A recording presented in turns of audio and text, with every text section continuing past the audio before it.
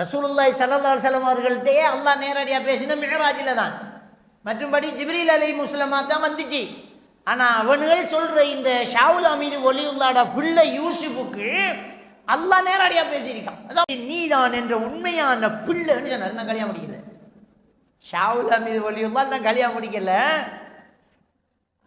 இவர்களை நீ தான் என்ற உண்மையான பிள்ளைன்னு இன்னொரு ஆளை கொண்டாட்டிக்கு பிள்ளையை பெற்றாக்கள் தான் நாம சொல்ற ஷாவுல் அமீது இவங்கட ஒலியுல்லாக்கள். கேட்டார், இந்த மறைமுகமான விஷயத்தை உனக்கு ஆறு சொன்னு கேட்டார்.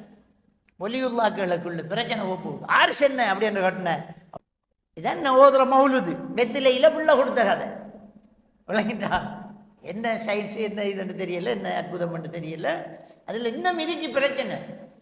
வெத்திலையில பிள்ளைய கொடுத்தோடனே பிள்ளை அவருக்கு பிறந்துட்டு, அவருக்கு பிள்ளை இல்லை, அவருக்கு பிள்ளை இல்லை. ஷாவுல் அமீது ஒலியுல்லா கிட்ட எனக்கு பிள்ளை இல்லை, பிள்ளை வரம் தாங்கன்னு சொல்லி அவர்கிட்ட கேட்காரு.